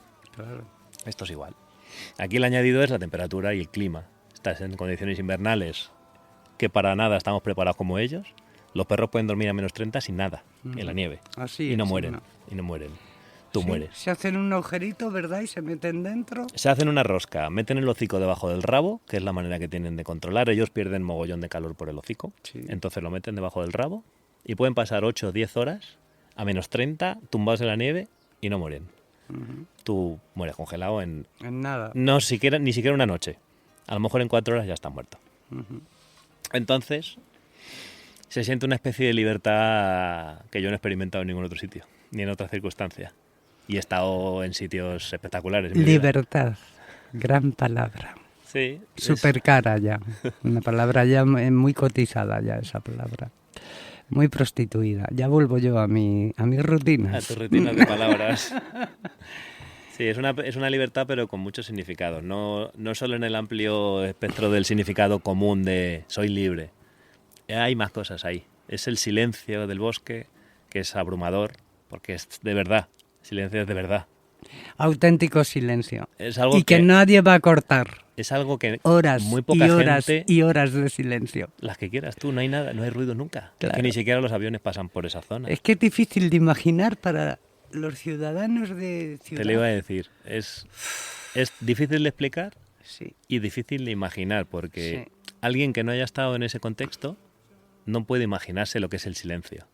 absoluto. En nuestro mundo real no hay silencio, No, en no ningún existe, sitio. No, Ni siquiera en la montaña del Pirineo hay silencio. no. Eso solo está en las zonas nortes del planeta y probablemente en África. En la zona sur también, claro, en África está seguro. En el Sáhara y Claro, por eso. puntos así. Sitios así también, obviamente, no tiene por qué ser nieve, un bosque Claro. nevado. Pero allí de verdad hay silencio. Un silencio que abruma. Que abruma. Que yo he tenido experiencias de... A veces solo, sin el ruido, porque al final, al cabo, si estás con el trineo y los perros, hay un ruidito del deslizamiento del trineo, el jadeo de los dos perros, todo el rato que se escucha perfectamente, o que ladran porque sale un urogallo de un árbol O y tú ladran. que moqueas, que toses, hay ruido. Pero si tú te vas al bosque, por ejemplo, en Escandinavia, en Alaska, en Canadá también, por supuesto, con tus raquetas, te alejas de las casas que tengas al lado, que no es difícil, porque hay bosque todo. Te alejas 15 minutos, te sientas y prestas atención a lo que está sucediendo y no se oye nada. Es silencio sepulcral. Vale, ¿y qué efecto tiene eso? Claro, esto no es general, no lo puedo generalizar. No, en Puedo ti, hablar de por mi ejemplo, efecto, claro. En tu experiencia. Pues ahí es justo la conexión que te decía antes con mi yo salvaje. Con tu ser primigenio. Eso es. Ahí es como que mi cerebro se retrotrae a mis genes neandertales o no, Ancestrales, vamos a ¿Ancestrales? llamarles ancestrales. en el que soy un cazador y estoy en el bosque sobreviviendo y buscando mi sustento y se me activan el oído, la vista se agudiza a mogollón, todos los sentidos se agudizan a lo bestia. Qué bien. Por la noche ves, una cosa loca, una cosa loca. Por la noche ves. Sí, sí, sí. Sin frontal, sin nada. Por la noche ves. Y además noche sin luna, o sea, En el bosque con nieve, con luna llena, eso es de día, casi. Eso es un orgasmo espectacular. Claro, eso es casi de día. Porque Y encima la nieve refleja la luz. Claro, a eso me refiero, refleja la luz. Y yo he hecho entrenos con 16 perros por el bosque por probar con luna llena, sin el frontal en algunos momentos, que dices, es que veo perfectamente los 16, que estamos hablando de perros a 20 metros de ti. Bien lejos. Una línea a 20 metros. Y se ve. Pero esto es algo que, claro, no a todo el mundo le gusta el silencio. Y luego está la otra cuestión, ¿estás preparado para el silencio? Ese es el asunto. Hay gente que le podría volver loco el silencio, Sí. porque necesita ese run que tenemos, ¿no? En esta era, que todo, hay interacciones todo el rato, hay sonidos todo el rato. De hecho, ¿a cuánta gente le preguntas que por qué ve la tele y dicen, no, la pongo ahí porque de fondo, porque haya ruido, eso por es. escuchar algo? Sí, ¿Cuánta pues, gente contesta eso? Mucha sí. gente, ¿no? Pues esas personas que contestan eso, en esa circunstancia no aguantarían ni 3 minutos, porque es un silencio aterrador si no es algo que disfrutes. Que estés buscando. Claro, pero si es algo que buscas, es una sensación inigualable. ¿Podrías llamarlo una experiencia sublime? Perfectamente sublime, vamos. Es que Y positiva, finalmente. a mí sí. O sea, el vivir ahí en el silencio, en el aislamiento, Para mi persona, en totalmente. el depender solo de tus decisiones, Y de tus capacidades. de tus capacidades. Es que ese es el volver otra vez a Al lo que te origen. decía ancestral, ¿no? Al origen. Es en esas condiciones, aún viviendo en una cabaña con tele y con internet, si tú te vas al bosque ahí ya no hay nada. Y ya eres tú con tus habilidades. Que sí, que está la seguridad de la cabaña a X Metros o kilómetros. kilómetros. Pero yo me alejaba a lo mejor de la seguridad de mi cabaña en Noruega con mi equipo de 16 perros 80 kilómetros en la profundidad del bosque, en las que a lo mejor si hubiera hecho un diámetro alrededor, una circunferencia, no habría un ser humano en 50 kilómetros, ni una carretera, ni nada, ni una vía de escape, ni cobertura, ni nada, de nada, solo nieve y árboles. Y frío. O llanura, Y sin menos 20. árboles. Depende del sitio, puede ser Depende, montaña, puede claro. ser llanura, puede ser lagos enormes en el que no ves un árbol, que sí que lo ves a los laterales de las costas. Da igual en la circunstancia. Y ahí tú te paras a pensar y dices, wow.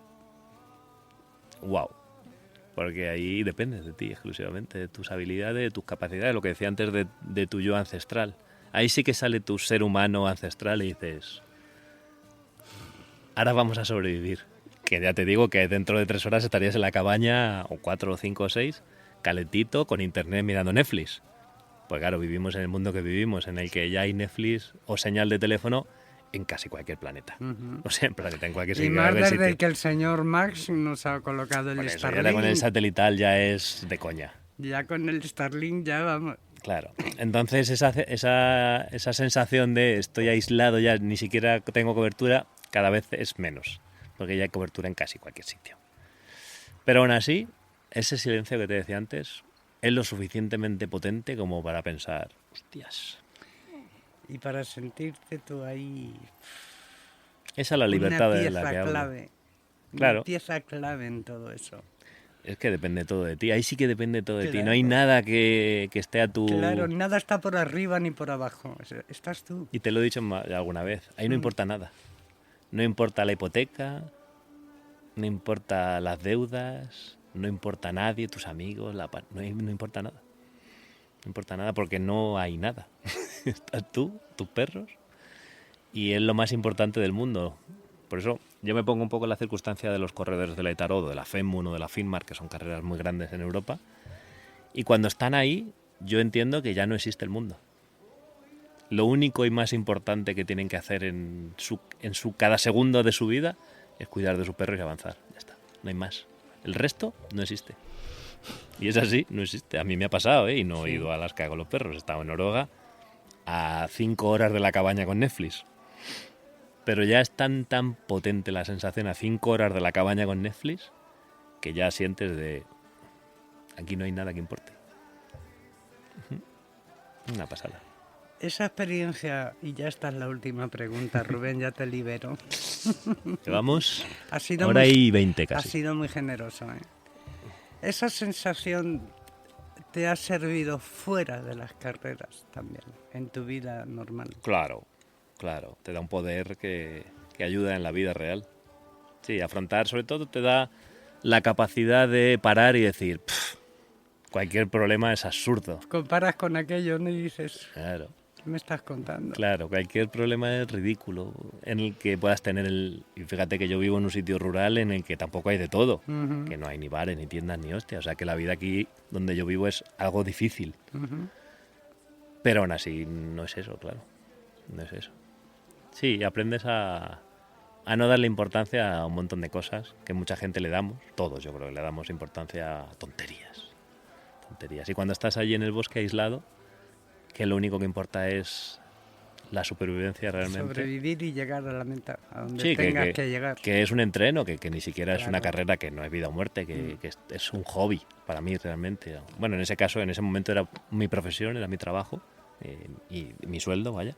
Pero al fin y al cabo era un deporte, no era una aventura para llevar el suero de la No, difteria a para ningún salvar sitio. las vidas de un poblado No lo más era. al norte, no No es lo eso. era, no era un deporte sin más. Pero ya puedes sentir esas cosas también aún siendo un deporte, ¿eh? Sí. Porque claro, los perros te permiten llegar a sitios a los que difícilmente puedes llegar tú solo.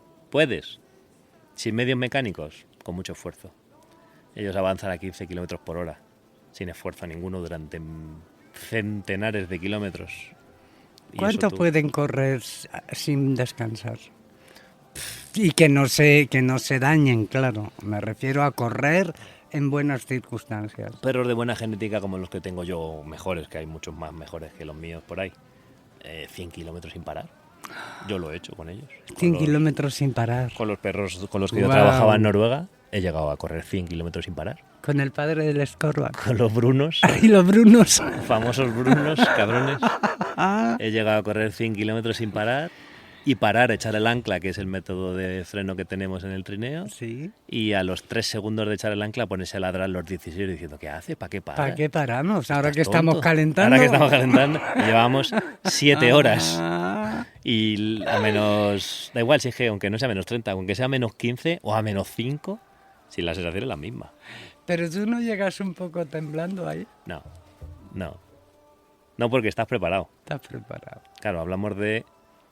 Tú no subirías el Everest sin ni idea. No sin saber, desde Pues luego. Y nadie tener- en su sano juicio se iría con 16 perros al bosque sin saber. Sin saber. Eso no lo hace nadie. Claro. Y si lo haces eres un inconsciente y vas a morir. Entonces, ¿estamos hablando de un deporte y de un hobby? Sí, pero que tiene una capacitación necesaria muy alta. Y unas características muy peculiares, las personas, los musers, sobre todo. Claro, que aquí no es No, como se me da bien esto y lo claro. hago. Aquí hay un extra que son animales. Mm. Entonces tú tienes que tener una conexión concreta con ese animal, que si no existe no funciona. Porque los perros corren, sí, por genética, nacieron para correr, corren solos. Pero si el que está guiando esa manada no es el líder de la manada, ahí no hay feeling y los perros incluso se llegan a parar. Y decir, ¿tú qué cojones haces? Bájate de ahí, En serio. que te abandonamos aquí y mueres. Mira. Hijo de puta. Humano mira, de mierda. Mira si saben, ¿eh? Esto es una manada, se trata de liderazgos. Sí. Y ahí tú eres el líder, exactamente. Y tienes que demostrar y tienes que estar a la altura. Esto te lo he dicho alguna vez, Sí. que cuando haces esas cosas tienes que estar a la altura de lo que llevas delante. Esto es como el que conduce un vehículo potente, un Ferrari, algo con muchos caballos. Si tú no eres capaz de hacer eso por tu capacidad, pues te tendrás un accidente, lo más probable. Pues igual, si tú no eres capaz de llevar 16 perros delante, va a salir mal.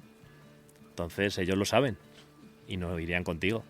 Irían un rato, sí, pero terminarías perdiendo el equipo y en el peor de los casos muriendo y en el mejor de los casos sufriendo mucho para llegar a un sitio en el que te puedan rescatar.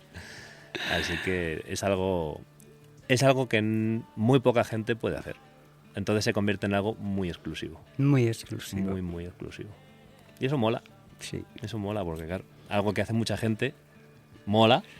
Sí, es guay, Sí, pero pero lo hace mucha gente. no tiene nada de especial. Claro, ¿cuánta gente, siempre pongo este ejemplo, cuánta gente conoces que haya estado en un bosque con 16 perros, en un trineo? A ti solamente.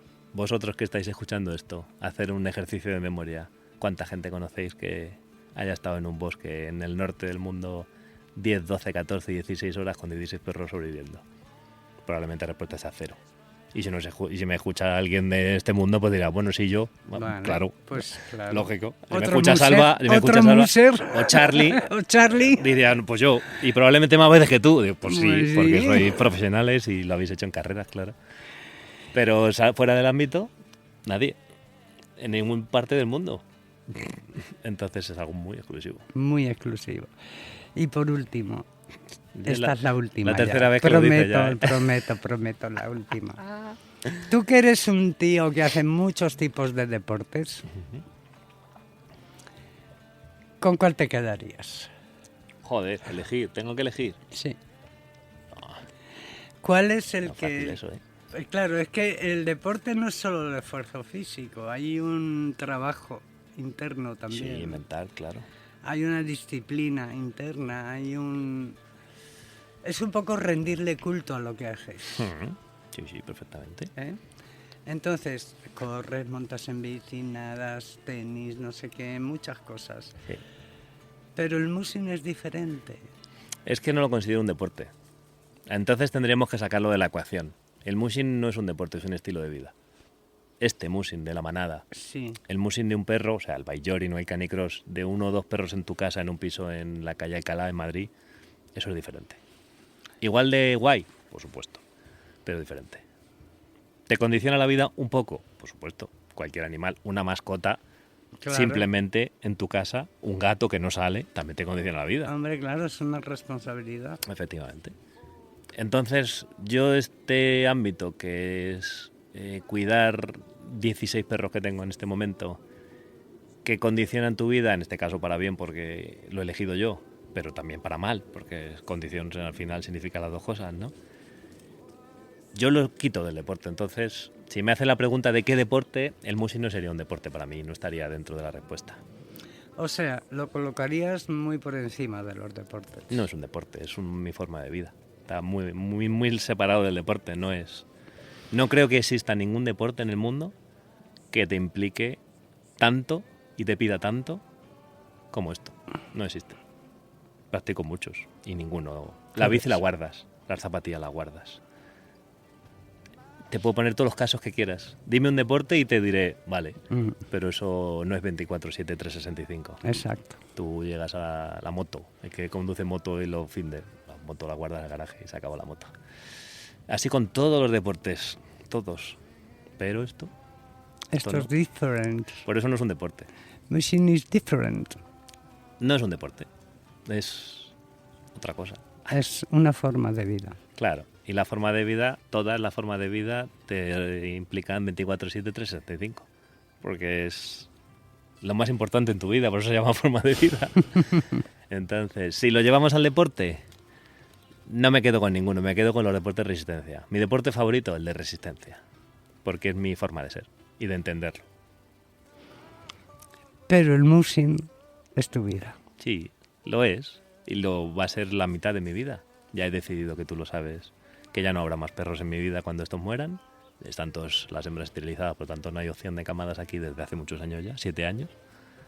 Y tienen 7 años justo los más jóvenes. Cuando todos ellos mueran, para mí se acabará propiamente lo que sería tener perros yo propios. Pero no... Pero obviamente no se acabará mi vida como musher, porque Claro. habré dedicado, de los 50 perros que tendré, habré dedicado 25 a ellos, la Claro. mitad. Entonces no puedo cerrar esa puerta para siempre porque ha sido demasiado importante. Ya vas casi por el mismo camino que yo con la Biblia. Sí, un poco así. Ya me vas alcanzando. Estamos ahí en circunstancias similares.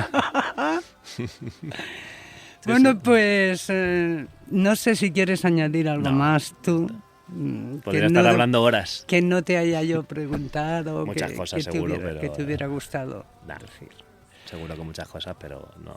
Pues entonces yo creo que aquí ya dejamos el Está- mushing y podemos está- escuchar otra canción Sí. para despedir. Ahora vamos a... Para despedir este. Déjame que busque alguna que tenga que ver con el mushing. Vale. Que para mí haya sido importante. Levi, ya está escarbando. Levi, te ayudo, hija. Vente para aquí. Qué mala es.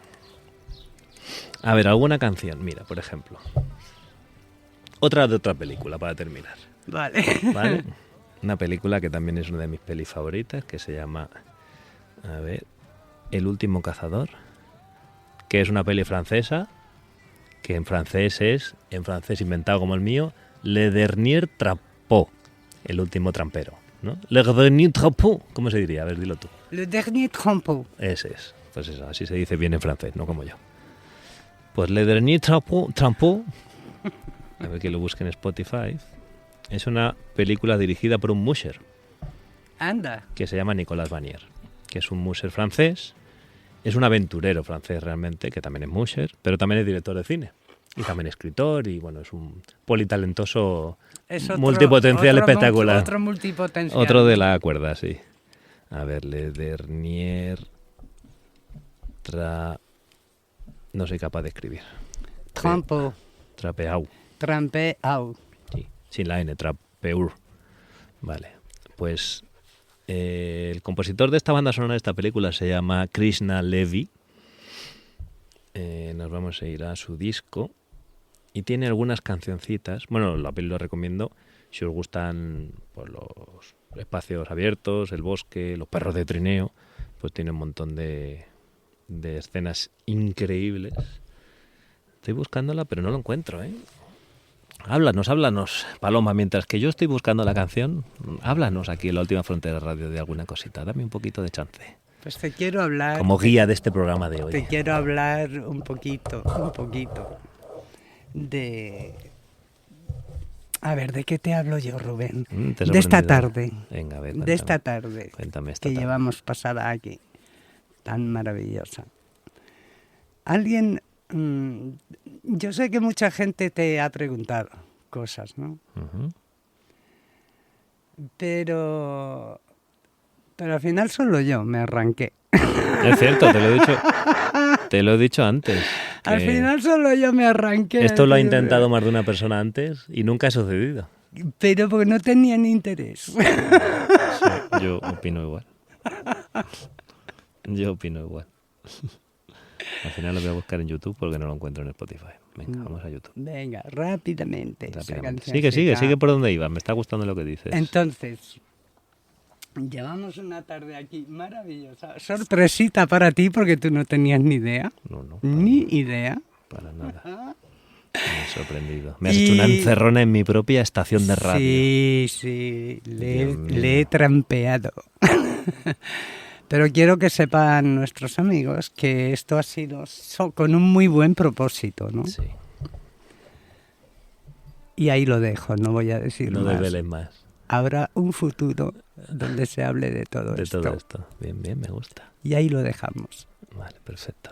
He encontrado el disco en YouTube, pero ahora como no pone los títulos, tengo que ir pinchando canción a canción para ver cuál es. Esto es rarísimo. Bueno. ¿No te acuerdas de cómo se llamaba? Es que no vienen los títulos en los textos de YouTube. Entonces, bueno, va en este contexto. La banda sonora de esta película es un puto espectáculo y va en este contexto. Te puedes imaginar con esta música las escenas, ¿no? Solo hay que tirar de imaginación. Dron, trineo, espacios abiertos, enorme. Por una llanura blanca que no tiene fin. Correcto. Una maravilla. Mira la portada. ¡Oh! Es María Liscorba. Sí, se parece bastante. Vale. Esta no es... Vamos, alguna vez saldrá, ¿eh? Hostia, esta es muy pepino. De momento no la he encontrado. Sigo buscando. Vosotros la estáis escuchando un poco ahí de lo bajini. A lo mejor no está en el disco, porque claro, como esto es algo que le ha subido alguien... Claro. A lo mejor... Quizá precisamente la que quieres. No está. Es una banda sonora instrumental. Es raro que no estén los títulos en YouTube. No. Los títulos, como es en el disco, no están. Tienen unos títulos, pero no son esos. Entonces no me sé. Yogi, ven acá. Ven, Yogi. Bueno, yo sigo buscando, ¿eh? Estáis escuchando un popurrí de inicios, de canciones. Y a mí me están comiendo el brazo Yogi y Osa. Correcto. Mira, el oso y la osa. Bueno, es verdad. Y además son iguales. Hola. Aquí Venga, van llegando. Esta es una de las que me gusta. La vamos a dejar aquí. Muy bien, Levi, perfecto. para allá. Es 1 minutito 12, además es pequeñita, ¿vale? La voy a poner del principio. Vámonos. Y aquí acabamos este maravilloso podcast de hoy, que no tiene nombre todavía. No. Cuando tú lo escuches en iVoox o en YouTube ya tendrá nombre y portada, que la Ujú. tenemos que diseñar ahora. Ujú. Y pues un placer, Paloma. Y Por- para mí un placer haber hecho esto. Tenía muchas ganas de hacerlo hace mucho tiempo. Curioso, qué curioso. Y me gusta que venga gente aquí a hacer de mí. Me gusta. Porque esto que estamos haciendo lo suelo hacer yo. Con otras He personas. tomado tu lugar, efectivamente. He usurpado la silla de las producciones de la última gente de radio. Bueno, pues espero que a nuestros amigos les guste. Sí. Que les haya gustado este retrato de Rubén RB fuera del internet. Así, total. Fuera del internet. Bueno, no lo ponéis en comentarios, os ha molado esto. Ok. ¿Vale? Hala, venga, que le doy. Suena ahí ya. Adiós. Adiós, adiós.